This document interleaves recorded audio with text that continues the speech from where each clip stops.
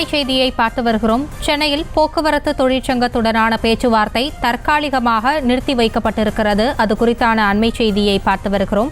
நாளை முதல் ஸ்ட்ரைக் அறிவித்துள்ள நிலையில் போக்குவரத்து தொழிற்சங்கத்தினருடன் முத்தரப்பு பேச்சுவார்த்தை நடைபெற்றது. இந்த நிலையில் சென்னையில் போக்குவரத்து தொழிற்சங்கத்துடனான முத்தரப்பு பேச்சுவார்த்தை தற்காலிகமாக நிறுத்தி வைக்கப்பட்டிருக்கிறது. அது குறித்தான அண்மை செய்தியை பார்த்து வருகிறோம்.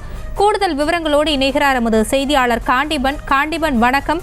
பேச்சுவார்த்தை தற்காலிகமாக நிறுத்தி வைக்கப்பட்டிருப்பதன் காரணம் என்ன? விவரங்கள்.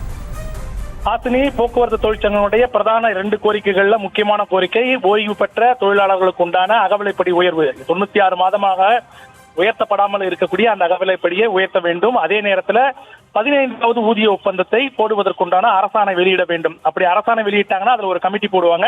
அந்த கமிட்டி போட்டா மட்டும்தான் அந்த பேச்சுவார்த்தை துவங்க முடியும் அப்படின்றதுதான் இவங்களுடைய பிரதான கோரிக்கையா இருக்கு. மொத்தம் 6 கோரிக்கையில இந்த 2 கோரிக்கையை தான் முன்னிறுத்திருக்காங்க. இந்த 2 கோரிக்கையை தான் பொங்கலுக்கு முன்பாக நிறைவேற்றணும்னு சொல்லிட்டு வேலை நிறுத்தத்தை அறிவிச்சிருந்தாங்க. இந்த வேலை நிறுத்தம் தொடர்பாக தற்போது முத்தரப்பு பேச்சுவார்த்தை அண்ணா சாலையில் இருக்கக்கூடிய டிஎம்எஸ்ல இருக்கக்கூடிய தொழிலாளர் நலத்துறை அலுவலகத்தில் நடைபெற்று வருகிறது. இந்த முத்தரப்பு பேச்சுவார்த்தையில சிடிசிஎம்டி, எம்டிசிஎம்டி, அதே நேரத்தில் மற்ற 6 மண்டலங்களுடைய ஹெச்ஆர்டி அலுவலர்களும் கலந்துட்டு இருக்காங்க. தொழிற்சங்கத்துல சிஐடியு, ஏஐடியூசி, எம்எல்எஃப் உள்ளிட்ட தொழிற்சங்க நிர்வாகிகள் ஒரு 26 தொழிற்சங்கங்கள் பங்கேற்றிருக்கு.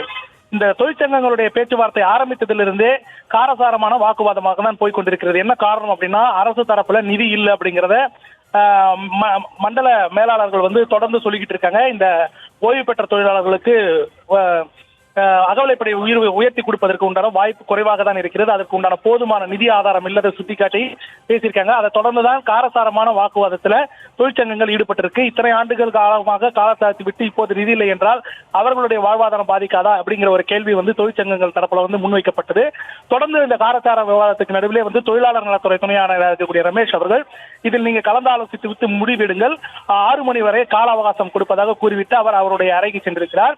இன்னும் அதாவது இந்த தொழிற்சங்கங்கள் என்ன முடிவெடுக்கிறது என்றது இதற்கு பிறகுதான் தெரிய வரும். ஆசினி, செய்திகளை உடனுக்குடனும் துல்லியமாகவும் தெரிந்து கொள்ள சப்ஸ்கிரைப் பண்ணுங்க.